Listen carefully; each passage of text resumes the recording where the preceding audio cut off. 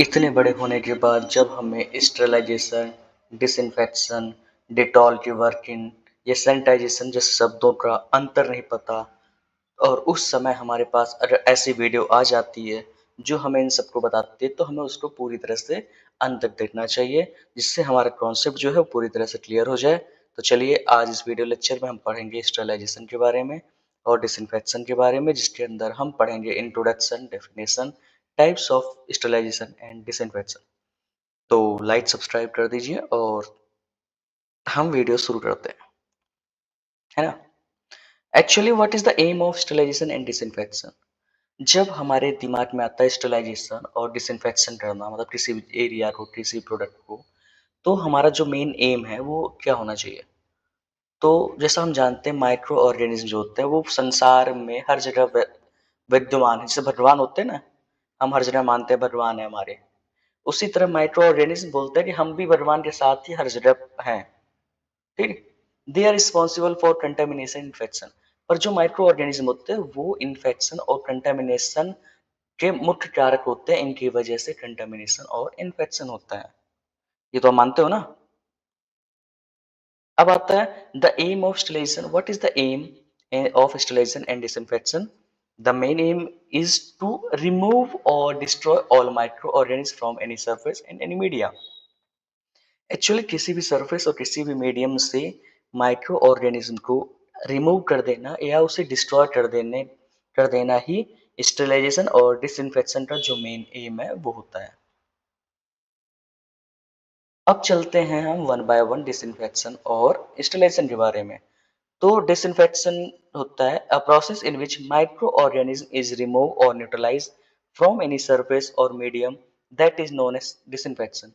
किसी भी सरफेस या मीडियम से माइक्रो ऑर्गेनिज्म को रिमूव कर देना या न्यूट्रलाइज मार नहीं सकता, इसीलिए और दूसरी मेथड बनी हुई है सैनिटाइजेशन और स्टेरिलाइजेशन मेथड बनी हुई जो कि स्पोर्स को भी थोड़ी बहुत नष्ट कर देती हैं। तो चलते हैं टाइप्स ऑफ डिसइंफेक्शन। अगर हम डिसइंफेक्शन के बारे में बहुत डिटेल जानना है तो वो अलग से एक वीडियो बनाना पड़ेगा। इसमें हम दोनों में बेसिक कॉन्सेप्ट समझेंगे। टाइप्स ऑफ डिसइंफेक्शन में हम चलते हैं तो फिजिकल डिसइंफेक्शन, फिजियोकेमिकल, मैकेनिकल, ऐसे बहुत सारे 4-5 टाइप के होते हैं। तो वन बाय वन पढ़ते हैं। फिजिकल डिसइंफेक्शन में समझ में आता है ऐसा डिसइंफेक्शन जो फिजिकल मेथड को, फिजिकल एजेंट को यूज करके किया जाए, उस जैसे कि हीट, लाइट और फिल्ट्रेशन टू डिस्ट्रॉय और remove micro organism. Micro organism सूक्ष्म जीव को नष्ट करना या हटाने के लिए जब हम फिजिकल एजेंट का यूज करते हैं जो कि होता है हीट, लाइट और फिल्ट्रेशन, तो उसे हम फिजिकल डिसइंफेक्शन बोलते हैं। एग्जाम्पल के तौर में समझते हैं पानी गर्म करना, जैसे बॉइलिंग, किसी भी चीज को गर्म कर देते हैं। जैसे आप बोलते हैं ना घर पे आप पानी पीते हो तो पानी गर्म कर दो। गर्म करने से क्या होता है, उसके अंदर जो बैक्टीरिया होता है वो मर जाते हैं। सिर्फ बैक्टीरिया मरते हैं ना, स्पोर्स नहीं मरते। यूवी रेडिएशन, किसी भी चीज को यूवी लाइट के अंदर रख दो थोड़ी देर के लिए, वो अपने आप वहां से उस माइक्रो ऑर्गेनिज्म को नष्ट कर देगा। कैसे करता है? वो माइक्रोबियल जो डीएनए होता है ना उससे डैमेज करता है ये। Filtration, physical remove microorganism from liquid और गैसेस। एक्चुअली फिल्ट्रेशन मतलब होता है छानना। जब हम 0.22 माइक्रोन के फिल्टर से किसी चीज को छानते हैं तो वो स्टेराइल हो जाता है ना। वो जो हमारा लिक्विड है, गैस है, वो स्टेराइल हो जाती है।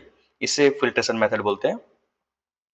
फिल्ट्रेशन तुम्हारा आटा भी होता है, आटा को जो छानते हो तो फिल्ट्रेट होता है, लेकिन वो डिसइंफेक्शन या स्टेराइल नहीं होता। क्यों? क्योंकि उसमें पोर साइज बड़े होते हैं, इसलिए।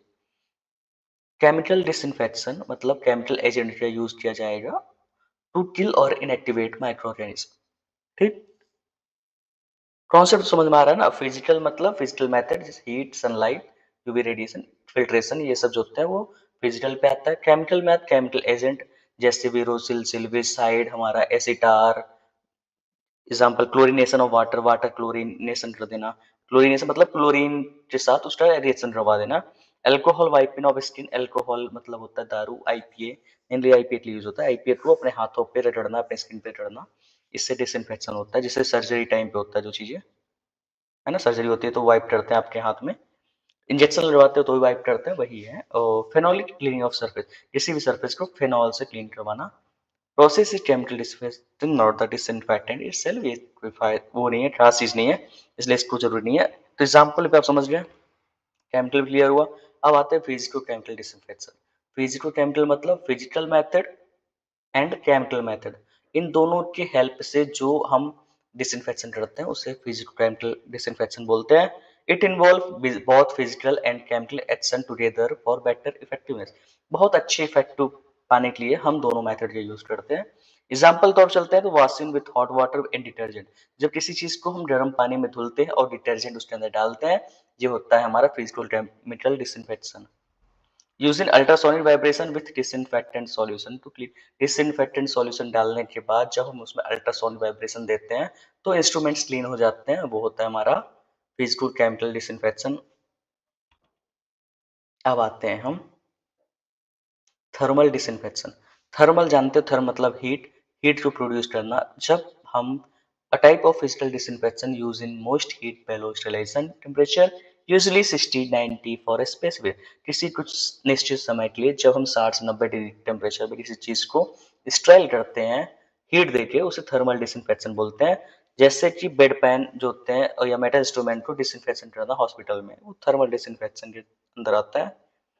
थर्मल डिसइंफेक्शन के अंदर हम अपना ऑटोक्लेव भी डाल सकते हैं, ऑटोक्लेव भी डिसइंफेक्टेंट होता है। रेडिएशन डिसइंफेक्शन मतलब यूवी रेडिएशन का या गामा रेडिएशन का किसी प्रोडक्ट पे प्रोड्यूस करवाना ताकि उसके जो माइक्रो ऑर्गेनिज्म है वो डिस्ट्रॉय हो सके, उसे ही रेडिएशन डिसइंफेक्शन के अंदर रखते हैं हम।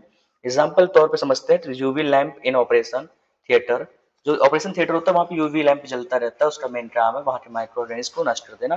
Gamma radiation for the product medical product, actually क्या होता है ना, जो ट्रीटमेंट होती है वो उसमें गामा रेडिएशन होता है, जैसे आप आरएफयू रबर बंद यूज करते हो वो भी गामा ट्रीटेड होता है। मेडिकल सर्जरी जो चीजें होती है वो भी गामा रेडिएटेड होती है, गामा रेडिएशन उसके अंदर डालते हैं, उससे डिसइंफेक्टेंट होता है और सारे माइक्रोब्स नष्ट हो जाते हैं। तो स्टेरिलाइजेशन, तो जैसे हमने डिसइंफेक्शन पढ़ा उसी तरह एक स्टेरिलाइजेशन वर्ड होता है। स्टेरिलाइजेशन मतलब होता है किसी भी एरिया माइक्रोब से रहित करना ही स्टेरिलाइजेशन होता है। अब एक बार और समझते हैं, किसी भी एरिया किसी प्रोडक्ट को माइक्रो ऑर्गेनिज्म रहित बनाना, माइक्रो फ्री करना ही स्टेरिलाइजेशन होता है। स्टेरिलाइजेशन मतलब आईओएन मतलब प्रोसेस, स्टेराइल करने की जो प्रोसेस होती है उसे ही हम स्टेरिलाइजेशन बोलते हैं। और इस प्रोसेस से स्पोर्स भी नष्ट होते हैं, स्पोर्स किल्ड होते हैं, रिमूव हो जाते हैं, बल्कि जो चीज डिसइंफेक्शन में नहीं होता था, हमने देखा था ना वहां पे। दिस मेथड इज कम्प्लीटली किल और remove all different micro organism, जो भी ऑर्गेनिज्म माइक्रो ऑर्गेनिज्म होते हैं उन सबको पूरी तरह से नष्ट कर देते हैं इस मेथड के द्वारा। अब हम पढ़ते हैं डिफरेंट मेथड्स ऑफ स्टेरिलाइजेशन। उसमें पहला हमारा है हीट स्टेरिलाइजेशन। हीट मतलब गर्मी, तो हीट दो टाइप की होती है, या तो एक ड्राई हीट होगी या तो मॉइस्ट हीट होगी। मॉइस्ट मतलब स्टीम, जो इसके अंदर हल्की सी नमी हो वो स्टीम, उसे स्टीम बोलते हैं। स्टीम के प्रिंसिपल में आधारित होता है हमारा ऑटोक्लेव। ऑटोक्लेव एक इंस्ट्रूमेंटेड मशीन है जो करती क्या है, उसके अंदर हम स्टीम देते हैं और वह कुछ समय के लिए, जैसे कि 15 मिनट 20 मिनट, वो जैसा जितना आपका वैलिडेट है उसके हिसाब से वो टेम्परेचर अपना 130 डिग्री पे जाकर वो उससे स्ट्राइल करती है और उससे सारे माइक्रोब्स को नष्ट कर देती है। ठीक, जैसे ऑटोक्लेव 180 डिग्री सेल्सियस और 15 से 20 मिनट, इससे सारे स्पोर्स को भी नष्ट किया जा सकता है और माइक्रो ऑर्गेनिज्म भी नष्ट होते हैं। एग्जाम्पल के तौर पे हम तो surgical instrument, glassware, culture media बनाने में हेल्प किया जाता है मॉइस्ट हीट का। अब ड्राई हीट जिसे डीएचएस बोलते हैं, डीएचएस का यूज करोगे आप, देखोगे तो वो सब होता है हॉट एयर ओवन 160 से 170 डिग्री में 2 से 3 घंटे के लिए। कुछ जगह में 220 टेम्परेचर भी होता है, 220 फॉर 2 आवर के लिए होता है। ये साइकिल चलती है जो कि उसे स्ट्राइल करती है। मे बी ये आर जो आर एफ यू होता है ना, आर एफ यू को भी चलाते हैं दोबारा, उसके लिए लोड होता है ना, आर एफ यू आता है उसको भी डीएचएस किया जाता है। कंपनी की पॉलिसीज होती है उसके हिसाब से। हॉट एयर ओवन इसका ड्राई हीट एग्जांपल है। आप चाहो, आपको अगर चाहिए तो, ऐसा बहुत जरूरी नहीं है, बट आप चाहो तो मैं इसके ऊपर भी अच्छे से डिटेल वीडियो बनाऊंगा, पर कमेंट में आपको बताना पड़ेगा उसके लिए, है ना, ऐसे तो मुझे पता नहीं चलता। एग्जाम्पल तौर पे ग्लासवेयर, मेटल इंस्ट्रूमेंट, ऑयल्स और पाउडर, इनको बनाने के लिए डीएचएस का यूज होता है। देन आफ्टर फिल्ट्रेशन, फिल्ट्रेशन मतलब छानना, used for heat sensitive liquid.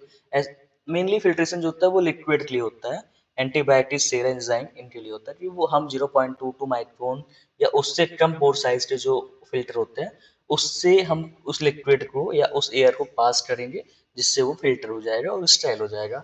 Example के तौर पे देखें तो वैक्सीन, एंटीबायोटिक सॉल्यूशन, ये सब एग्जाम्पल होते हैं। अब तीसरा मेथड है हमारा केमिकल, ओ माय गॉड ये थोड़ी है। तीसरा मेथड है chemical sterilisation.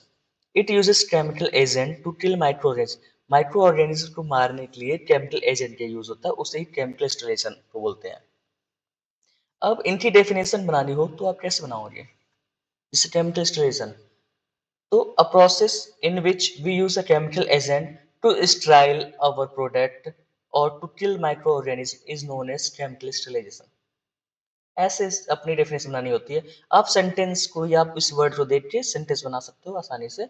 Ethylene oxide gas ETO for medical device या प्लास्टिक आइटम के लिए होता है। फॉर्मल्डिहाइड आपने बहुत प्यारा सुना होगा, पर अब तो ये बैन हो गया वैसे। फॉर्मल्डिहाइड पहले बहुत यूज होता था इंडस्ट्रीज में, इस टाइम ये बैन कर दिया क्योंकि इससे कैंसर होता है। ग्लूटारिल्डिहाइड फॉर एंडोस्कोप और कैथरेट के लिए ये चीजें होती है ना। अब रेडिएशन इंस्टॉलेशन मतलब रेडिएशन के थ्रू जब किसी चीज को इंस्टॉल किया जाता है, जैसे gamma radiation, x radiation, electron beams देकर, तो उसे हम रेडिएशन इंस्टॉलेशन बोलते हैं। ये दो टाइप की होती है, आयनाइजेशन और नॉन आयनाइजेशन। आयंस को बनाने वाली मतलब gamma rays, X ray, electron beams, ये यूज फॉर डिस्पोजल सिरेंज, सचर्स, कैथरेट को इंस्टॉल करते हैं इससे। नॉन आयनाइजेशन रेडिएशन में use for surface radiation, air, water, lab surface. ठीक, तो वीडियो खत्म हुई। आप चाहे तो और आगे बढ़ सकते हैं, नई नई वीडियो देखते रहिए, है ना। जय हिंद, जय भारत, वंदे मातरम।